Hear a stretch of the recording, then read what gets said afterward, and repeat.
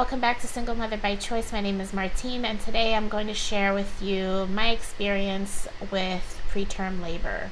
But before we get into that, a couple of disclaimers. Number one, I have a fan on because I'm dying of heat. And even though we have air conditioning, I'm still hot, so I have the air plus the fan on. So if you hear anything in the background, I apologize, but a girl's got to do what a girl's got to do when she's this pregnant. You can't see, but maybe I'll show you later. Very pregnant right now. And second disclaimer is that I'm going to get right into the nitty-gritty of what happened to me with my preterm labor. Some things some people might find gross, but I feel like this video is somewhat going to be informative. So the way that I describe things might be a little bit graphic for you. I don't know, but I mean, that's just the human body, and especially the female experience in pregnancy can be, not always appealing. So I apologize in advance if you find it to be gross. You could always fast forward a little bit if you want to, but I do want to share my experience as best as I can, just so that if anybody's going through something similar, it's always nice to have someone you can reference and just hear somebody else's experience. I'm not a medical professional. This is not me giving advice on what to do. It's just me sharing my experience of what happened to me. So lastly, I just want to thank any new subscribers for joining the community. I really appreciate you. Don't forget to hit the bell so that you know when I'm posting, especially these days because I'm a little bit irregular with my schedule with certain things happening, and honestly, at times just being exhausted. But if you hit the bell, you'll know exactly when I'm posting, so you can keep up with what's happening. And I also want to thank just my ride or die people that have been around for a long time, especially those of you who also follow me on Instagram, who've been leaving me messages and prayers and sending your well wishes and checking up on me. Even to this day, a week after I've been home, people are still asking how's it going, are you okay, checking on me and baby. So it's really sweet. It means a lot to me because when you're not feeling well or when something big is happening in your life, you hope that people would want to know and check on you, and I'm very blessed with that. Between family, friends, and also my online family, I feel really blessed that so many people are reaching out and checking up on me. It actually means a lot, and it shows especially in my personal life, it's really showing me who's really concerned. So it's nice. It's really nice. So without further ado, let's just get into my experience with preterm labor. Alrighty, so let's get into it, right into the nitty-gritty of it all. So apparently this baby is somewhat of a diva. She decided that she wanted to come a little bit sooner. It all started around 31 weeks, actually, where I didn't know what this was, but I'm getting right into the TMI, by the way. So whenever I would go to the bathroom and wipe, I noticed a beige kind of color when I wiped, and then the next day it was a little bit darker, a little bit dark brown. But again, I was what is this? I mean, I shower, I take care of myself. So what is this? But it wasn't anything substantial at all for me to be oh, this is concerning. And it just didn't register in my head what it might be.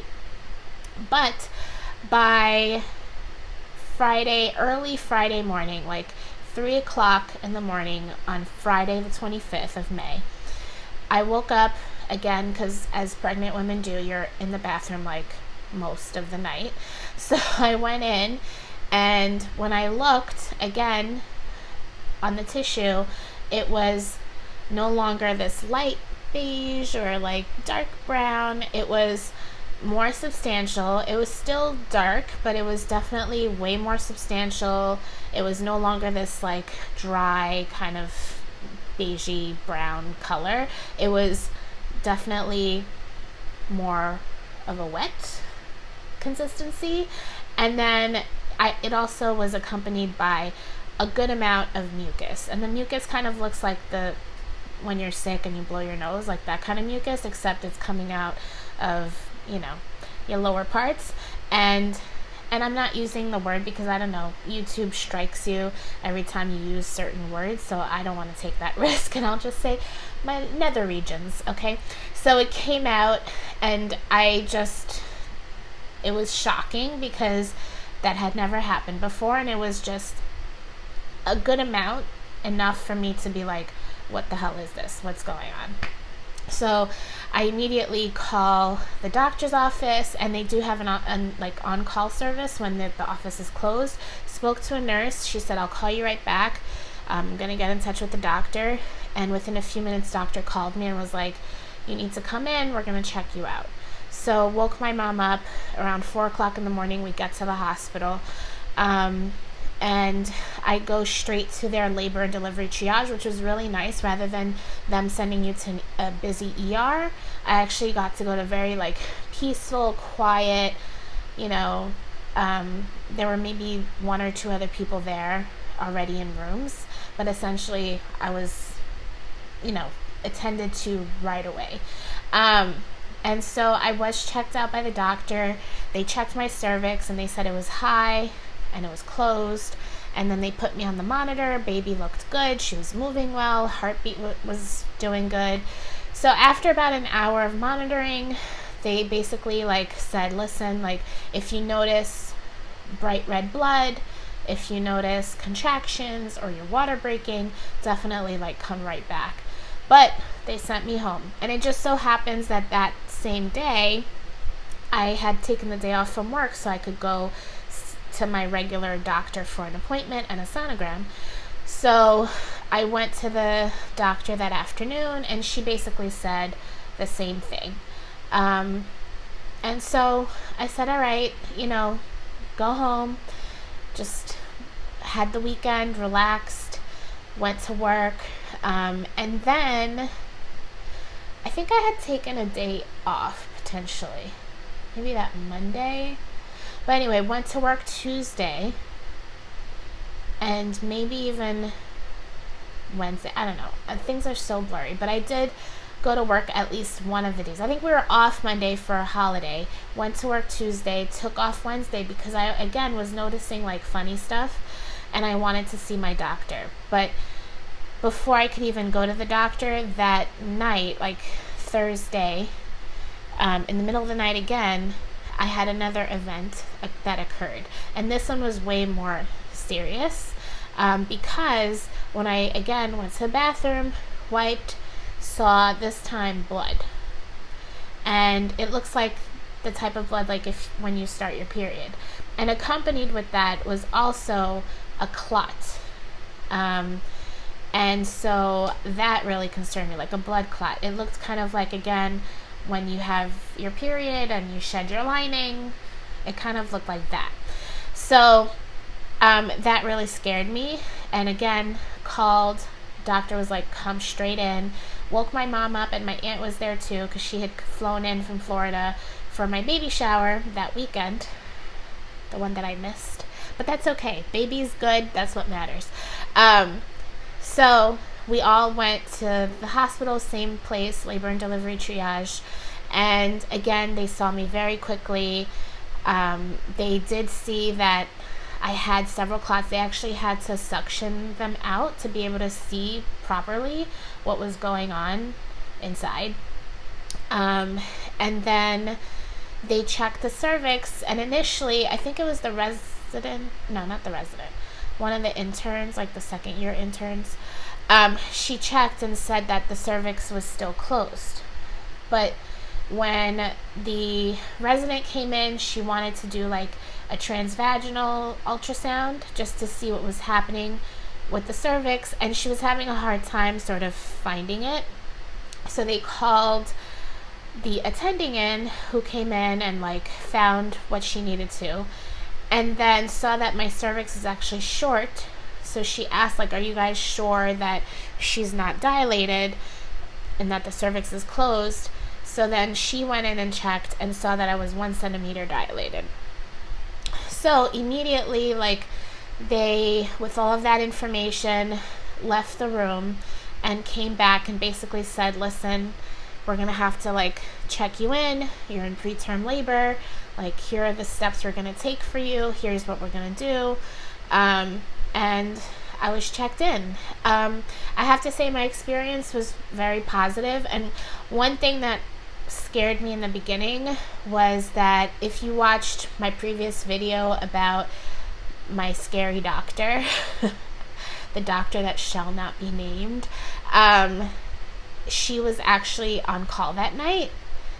The nurse who was checking in told me, like, hey, who is your doctor, you know, or who have you seen? And I told her that I was seeing this Dr. Scary, but now I had been seeing these other people.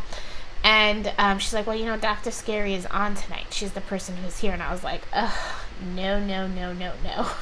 So then she's like, well, I think I can find somebody else for you. Let me see who else is here. And I was like, thank you. So that's where I got the other attending who was there. Thank the Lord. But anyway, they checked me in immediately. I was put on IVs, an IV drip. I was also put on magnesium, and the magnesium was to help if the baby were to be born earlier than full term, like to be preterm, then it would help her neurologically, because babies who are born before that, they're not completely neurologically developed, so it would help avoid any kind of future neurological issues. So I was put on that for about 24 hours, and then I was put on this pill. I can't recall the name, but I was put on a pill basically that would help to help my uterus calm down and not contract. So I was put on that for several days, I think like 2 days or so, 2 or 3 days. And then I was also given steroid shots, one on the right hip one day, and then I think on Saturday or Friday, I was given the other shot on the left. And that was to help the baby's lungs develop faster, to hopefully avoid too many like interventions like intubation and stuff like that, or just to lessen the load on the baby, because at this point, 32 weeks, they weren't, like, if a baby were to be born, their lungs are not developed enough for them to breathe on their own. So I was put on all of those for several days. I was still spotting for most of the time that I was there, but it was tapering off, and it wasn't happening, just as often as it was at home. I think it's because I really was taking it easy. I wasn't doing too much physically. And so they wanted to see how that was as well. So that tapered off as well. By the time I left on Monday, I wasn't spotting anymore. And lastly, they did do 2 ultrasounds. They did one regular one, like on the belly, and then they did a transvaginal on Monday, before I could be released to go home. They wanted to see if the cervix if the measurement they took Friday was still accurate. They wanted to see if it shortened any further or anything like that, because then that would be an indication that perhaps, I still needed to be in the hospital. So thank the goodness, cervix, hadn't shortened any further, and I was able to be discharged home. While I was in the hospital, I have to say, the care was excellent, from the nurses to the doctors to the custodial staff, the nutrition people, the people who brought up trays and stuff. Just the whole staff was just super nice, and that's exactly what you need when you're scared and by yourself sometimes at night. People are just super nice and concerned and ask questions, and I got to know the staff a little bit. So it was, very, despite why I was there, but despite the fact I was there for preterm labor, and it was a scary experience, it was exhausting, they made it all the better. So thank you to the staff. That's it for now. So if anyone has any questions, I kind of like did a general overview of what happened. I didn't get into too many specifics. So if you have any questions about my experience, please let me know. Also, let me know if you're new, if you're starting your journey, if you're thinking about it, if you were just curious about mine. Just let me know. I want to hear from you and get to know you better. So that's it from me for now, and I will see you next time.